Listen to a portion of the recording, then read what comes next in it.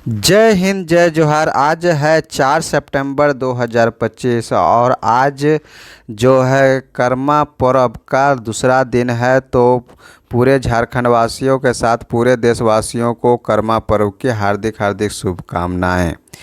चलिए शुरू करते हैं। समाचार पत्रों में क्या है खास, तो युवाओं को अपनी परंपरा से जोड़ता है करम पर्व और मांझी में धूमधाम से की गई करम पूजा। आरटीसी कॉलेज में ढोल मांदर की थाप पर छात्राओं ने किया नृत्य। अगली खबर की ओर चलते हैं। तो अतिवृष्टि से फसलों के नुकसान पर मिलेगा 17,000 प्रति हेक्टेयर तक मुआवजा। राज्य में हुई अतिवृष्टि से खरीफ फसलों को काफ़ी नुकसान पहुंचा है। नुकसान के वास्तविक आकलन के लिए कृषि विभाग की ओर से जिलावार अंतिम रिपोर्ट तैयार की जा रही है, लेकिन अब तक की रिपोर्ट में लगभग 2.18 लाख हेक्टेयर भूमि पर लगी फसल को नुकसान पहुंचने की पुष्टि हुई है। इसके लिए राज्य आपदा निधि से मुआवजा दिया जाना है। इस मद को न्यूनतम 2,000 और अधिकतम 17,000 रुपये प्रति हेक्टर दिए जाने का प्रावधान है। तो राज्य में अब तक 2.18 लाख हेक्टेयर में लगी फसल हुई है खराब। किसानों को किसी भी परिस्थिति में 2,000 से कम नहीं मिलेगा मुआवजा। अगली खबर की ओर चलते हैं। तो नेक्स्ट जेन जीएसटी रिफॉर्म जो है राष्ट्रीय स्तर पर हो चुका है। इससे क्या फ़ायदा है, तो जीवन यापन को आसान बनाने और आत्मनिर्भर भारत के निर्माण के लिए यह किया गया है। क्या क्या है, तो किसानों से लेकर उद्यमों तक और घरों से लेकर व्यवसायियों तक नेक्स्ट जनरेशन जीएसटी सभी के लिए खुशियाँ लाया है। अगली खबर की ओर चलते हैं। तो रोक लगी तो होम डिलीवरी, सिल्ली बुंडू से आ रहा बालू। रात 10 बजे से सुबह 7 बजे तक ट्रक, ट्रैक्टर और भारी वाहन से हो रही तस्करी। एनजीटी ने लगा रखी है खनन पर रोक। मानसून में एनजीटी ने यानी नेशनल ग्रीन ट्रिब्यूनल की रोक के बाद राजधानी में बालू की होम डिलीवरी शुरू हो गई है। बस एक फ़ोन कॉल पर बालू तस्कर घर तक बालू पहुंचाने को तैयार हैं, वो भी खुलेआम। इसके लिए 42 से 50,000 रुपये प्रति हाईवा खर्च करना होगा। अगली खबर की ओर चलते हैं। तो झारखंड को प्रतिवर्ष होगा 2,000 करोड़ का नुकसान, कहना है राधाकृष्णन का। तो माल और सेवा कर यानी जीएसटी की नई नीति से झारखंड को प्रति वर्ष 2,000 करोड़ रुपए का नुकसान होगा। यह दावा करते हुए प्रदेश के वित्त मंत्री राधाकृष्ण किशोर ने केंद्र सरकार से नुकसान की भरपाई की मांग की है। वित्त मंत्री निर्मला सीतारमण की अध्यक्षता में आयोजित जीएसटी काउंसिलिंग की बैठक में प्रदेश के वित्त मंत्री राधाकृष्ण किशोर ने कहा है कि जीएसटी की संशोधित नीति से झारखंड के ऑटोमोबाइल, सीमेंट तथा अन्य उत्पादन क्षेत्रों में करीब 2,000 करोड़ रुपए की राजस्व क्षति होने का अनुमान है। ब्रेड, दूध से लेकर एसी कार होंगे सस्ते। जीएसटी काउंसिल ने 2 स्लैब वाली कर प्रणाली को दी मंजूरी। 23 सितंबर से लागू होंगी नई दरें। तो मोदी सरकार ने दूसरी पीढ़ी के आर्थिक सुधारों को आगे बढ़ाते हुए जीएसटी दरों पर बड़ा फैसला लिया है। अब जीएसटी की सिर्फ 2 दरें 5 और 18% होंगी। 12 और 28% के स्लैब को ख़त्म करने के फैसले पर जीएसटी काउंसिल ने सर्वसम्मति से मोहर लगा दी है। अगली खबर की ओर चलते हैं। तो बच्चों की पढ़ाई और पोषण अब साथ साथ चलेंगे। आंगनबाड़ी केंद्रों को सशक्त बनाने के लिए शिक्षा और महिला बाल विकास मंत्रालय ने बुधवार को बड़ा फैसला लिया है। अब देश भर के आंगनबाड़ी केंद्र किसी न किसी प्राथमिक स्कूल के साथ जुड़ेंगे। जिन गांवों में स्कूल होंगे वहां आंगनबाड़ी केंद्र उनके परिसर में शिफ्ट होंगे, जबकि जिन गांवों में स्कूल नहीं है वहां आंगनबाड़ी केंद्र नज़दीकी प्राथमिक स्कूल से जुड़ेंगे। एसीबी को पूछताछ में सहयोग नहीं कर रहे हैं विनय कुमार चौबे। तो हजारीबाग में ज़मीन की अवैध तरीके से खरीद बिक्री का मामला है। हजारीबाग में खास महाल की 2.75 एकड़ ज़मीन अवैध तरीके से 23 लोगों को निबंधित करने के मामले की जांच कर रही है भ्रष्टाचार निरोधक ने निलंबित आईएएस अधिकारी विनय कुमार चौबे को 4 दिनों की रिमांड पर लिया है। बुधवार को दिन भर चली पूछताछ में चौबे से एसीबी कोई जानकारी हासिल नहीं कर सकी। एसीबी के अधिकारियों की माने तो पूछताछ में चौबे उन्हें सहयोग नहीं कर रहे हैं।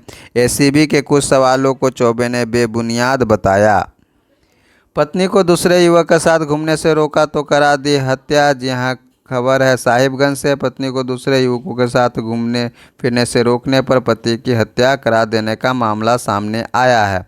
पारा शिक्षकों को हुआ मानदेय में अधिक भुगतान, अब होगी वसूली। तो समग्र शिक्षा अभियान के तहत कार्यरत पारा शिक्षकों यानी सहायक अध्यापकों के मानदेय भुगतान में विसंगति के कारण कुछ जिलों में अधिक भुगतान का मामला सामने आया है। इसे लेकर सभी जिलों से रिपोर्ट मांगी गई है। झारखंड शिक्षा परियोजना परिषद के निदेशक शशि रंजन ने सभी जिला शिक्षा पदाधिकारी और जिला शिक्षा अधीक्षकों को पत्र भेजकर 7 सितंबर तक विस्तृत रिपोर्ट देने का निर्देश दिया है। अगली खबर की ओर चलते हैं। तो मानव अधिकार आयोग ने सूर्या मामले में एसपी से मांगा स्पष्टीकरण। कांग्रेस में जिला अध्यक्ष के लिए आ रहे दर्जनों आवेदन। वहीं जमशेदपुर में साइबर ठगों ने 12 अमेरिकियों को बनाया शिकार। और महिला सुरक्षा और भ्रष्टाचार राज्य सरकार के लिए मुद्दा नहीं।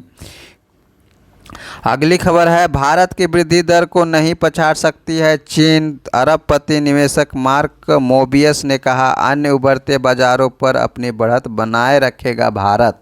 मंदी की कगार पर अमेरिका कहना है मूडीज का। तो रेटिंग एजेंसी मूडीज के मुख्य अर्थशास्त्री मार्क चौंडी ने कहा है कि अमेरिका के राज्यों के आंकड़े दर्शाते हैं कि देश मंदी के कगार पर है। वर्ष 2008 में आई महामंदी की भविष्यवाणी करने वाले अर्थशास्त्रियों में से एक चौंडी ने कहा कि जीडीपी में 1/3 की हिस्सेदारी रखने वाले राज्य वर्तमान में या तो मंदी की चपेट में हैं और मंदी के मुहाने पर खड़े हैं। उन्होंने न्यूज वीक को दिए एक साक्षात्कार में कहा है कि एक औसत अभी अमेरिकी के लिए यह जोखिम 2 तरह से सामने आता है। पहला, आवश्यक चीज़ों की कीमतें बढ़ेंगी। दूसरा, भोजन, सामान और परिवहन से जुड़े उद्योग में रोजगार का संकट पैदा होगा। टैरिफ के बावजूद अमेरिका से एफडीआई 3 गुना बढ़ा। तो राष्ट्रपति डोनाल्ड ट्रंप की ओर से टैरिफ लगाए जाने के बावजूद चालू वित्त वर्ष की पहली तिमाही यानी अप्रैल-जून 2025 में अमेरिका से भारत को मिलने वाला एफडीआई करीब 3 गुना रहा है। इस दौरान भारत को अमेरिका से $5.61 अरब एफडीआई मिला है, जो पिछले वर्ष समान अवधि में $1.5 अरब था। अगली खबर है, वैश्विक सेमीकंडक्टर कंपनियों के प्रतिनिधियों से मिले प्रधानमंत्री। नई दिल्ली में बुधवार को सेमिकॉन इंडिया की प्रदर्शनी के दौरान एक स्टॉल पर उत्पाद देखते प्रधानमंत्री नरेंद्र मोदी दिखे जा सकते हैं। कहा, भारत चिप इनोवेशन और मैन्युफैक्चरिंग का केंद्र बनेगा। 28 से 18% स्लैब में आने वाली वस्तुएं यहां पर दी गई हैं, जो कि जीएसटी रिफॉर्म इस बार किया गया है।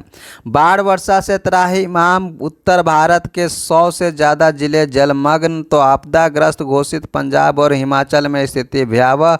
जम्मू कश्मीर में हालत खराब। लगातार वर्षा के कारण उत्तर भारत में त्राहिमाम की स्थिति है। 100 से ज़्यादा जिले बाढ़ की चपेट में हैं।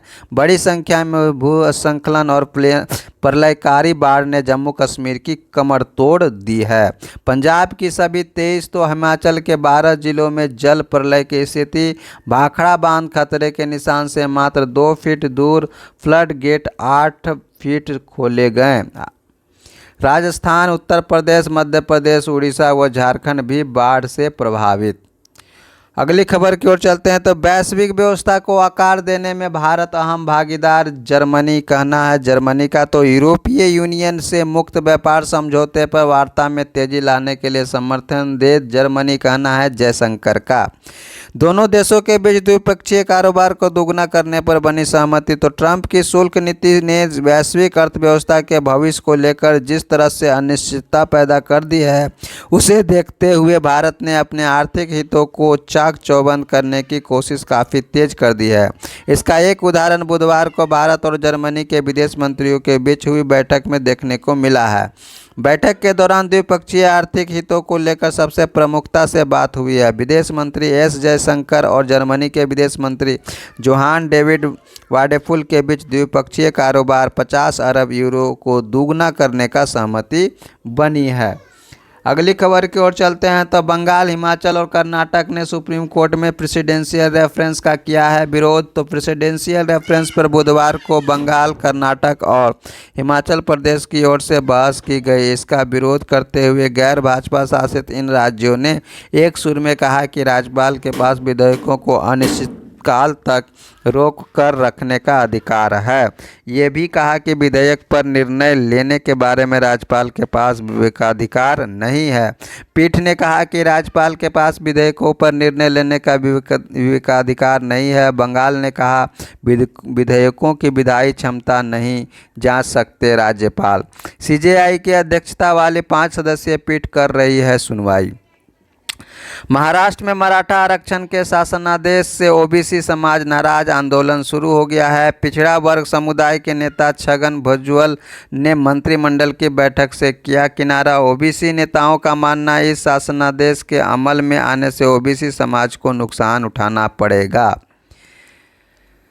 फिट्ज के सामने अपराजय रहे जोकोविच। जी हां, फिट्ज को हराकर सेमीफाइनल में पहुंचे नोवाक। अब कार्लोस अल्कराज से होगा सामना। सर्बियाई दिग्गज नोवाक जोकोविच ने मंगलवार रात यूएस ओपन के क्वार्टर फाइनल में अमेरिका के टेलर फ्रिट्ज को हराकर सेमीफाइनल में प्रवेश कर लिया है। 38 वर्षीय जोकोविच ने फिट्ज को 6-3, 7-5, 3-6, 6-4 से मात दी और लगातार 11वीं बार अमेरिकी प्रतिद्वंदी के विरुद्ध अपराजय रिकॉर्ड कायम कर रखा। 11वें मैच में लगातार जीत दर्ज की जोकोविच ने अमेरिकी खिलाड़ी के विरुद्ध 14वीं बार यूएस ओपन के सेमीफाइनल में सर्बियाई दिग्गज ने बनाई जगह। वहीं पर पहली बार ग्रैंड स्लैम क्वार्टर फाइनल में भांबरी और यूकी भांबरी के साथ माइकल वीनस देख सकते हैं। भारत के यूकी भांबरी ने इतिहास रचते हुए कैरियर में पहली बार किसी ग्रैंड स्लैम क्वार्टर फाइनल में जगह बनाई है। भांबरी ने और उनके जोड़ीदार न्यूजीलैंड के माइकल वीनस ने मंगलवार रात यूएस ओपन के पुरुष डबल्स में चौथी वरीयता प्राप्त केविन कर्टविडेज और टीम पुएत्ज की जर्मन जोड़ी को 6-4, 6-4 से हराकर अंतिम 8 में जगह बनाई है। वहीं पर भारत कोरिया के बीच कांटे की टक्कर, मैच ड्रॉ। खबर है एशिया हॉकी कप का। तो एशिया पुरुष हॉकी चैंपियनशिप में बुधवार को भारतीय टीम ने गत चैंपियन दक्षिण कोरिया को 2-2 से बराबरी पर रोका। भारत को पेनाल्टी कॉर्नर चूकना भारी पड़ा, नहीं तो परिणाम उसके पक्ष में होता। वहीं अगली ये हमारे आज के समाचार पत्रों का खास खबर था। इसी तरह के रोज़ समाचार पत्रों को जानने के लिए, देश दुनिया से जानकारी प्राप्त करने के लिए हमारे चैनल के साथ जुड़ें। चैनल का नाम है शंकर बेदिया क्लासेस और यदि आप जेपीएससी एस्पायरेंट है तो हमारे इस चैनल पर अध्यायवार यानी चैप्टर वाइज के सिलेबस के अकॉर्डिंग क्लासेस ली जाती है जो कि बिल्कुल फ्री होती है। आप चैनल में जाकर सारे क्लासेस आप देख सकते हैं। मिलते हैं नेक्स्ट वीडियो में, तब तक के लिए जय हिंद, जय जोहार।